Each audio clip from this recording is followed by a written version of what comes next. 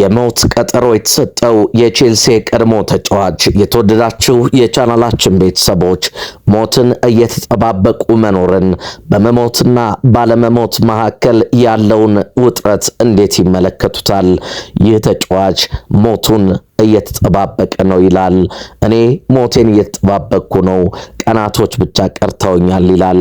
የተወደዳችሁ የቻናላችን ቤተሰቦች ቻናላችንን ላይክ፣ ሼር፣ ኮሜንት፣ ሰብስክራይብ እና የደወል ምልክቷን እየነካችሁ አብራችሁ እንድትቆዩ በመጋበዝ ከየት ሆናችሁ እንደምታደምጡን ብታደርሱን ከልብ እናመሰግናለን። አብራችሁን ቆዩም። ትውልድና እድገቱ ቤልጂየም ብራስልስ ነው። አባቱ ለዛምቢያ ብሔራዊ ቡድን 48 ጨዋታዎችን አድርጓል። የወላጅ አባቱን ፈለግ ተከትሎ እግር ኳስ መጫወት ጀመረ።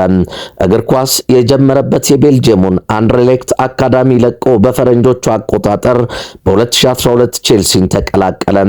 ከታናሽ ወንድሙ ቻርሊ ሙሳንዳ ጋር ምዕራብ ለንደን የደረሰው ላሚሻ ሙሶንዳ ከ2 ዓመታት የለንደን ቆይታ በኋላ ወደ ትውልድ ሀገሩ ቤልጂየም ተመልሶ ለሜችለን ፈረመ። በዛም አንድ ብሎ መጫወት ጀመረ። ከዚያም ለስፔኖቹ ሊያጎስ ቴራና ፓላሞስ በአማካይ ስፍራ ተጫዋቱ አሳልፏል።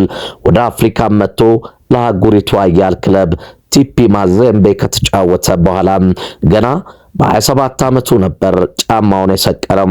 የ33 ዓመቱ የቼልሲ የቀድሞ አማካይ ለሚሻ ሙሶንዳ ያለፉትን ጥቂት ዓመታት ከሚዲያ ጠፍቷል።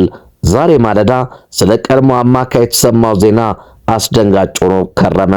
ሙሳንዳ ለመሞት በጣት የሚቆጠሩ ቀናት ቀርተውኛል ብሏል።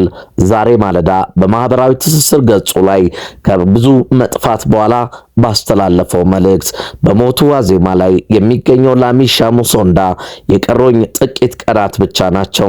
ህይወት አስቸጋሪ ናት። በህይወት ውስጥ መውጣትና መውረድ አለ። ምንም ቢሆን አንተ ያሳለፍክበትን ሊረዳ አይችልም። ያለፉትን 2 ዓመታት በከፍተኛ ህመም ነው ያሳለፍኩት።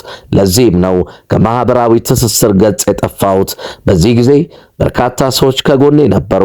ለዚህም አመሰግናለሁኝ ማለቱን ዴይሊ ሜል ዘግቧል።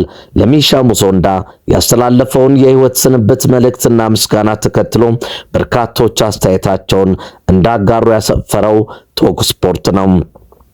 የናፖሊ ቤልጂየማዊ አጥቂ ሮሜሉ ሉካኩ አንዱ በርታ ላሚሻ ካንተ ጋር ነን የሚል መልእክት ሉካኩ አጋርቷል። የቼልሲ የቀድሞ ስፖርቲንግ ዳይሬክተር ማሪና ግራኖቮስኪያ ላሚሻ ህመምን እንደምታሸንፍ ተስፋ አድርጋለሁ፣ ካንተና ከቤተሰቦች ጎን ነን ብላለች።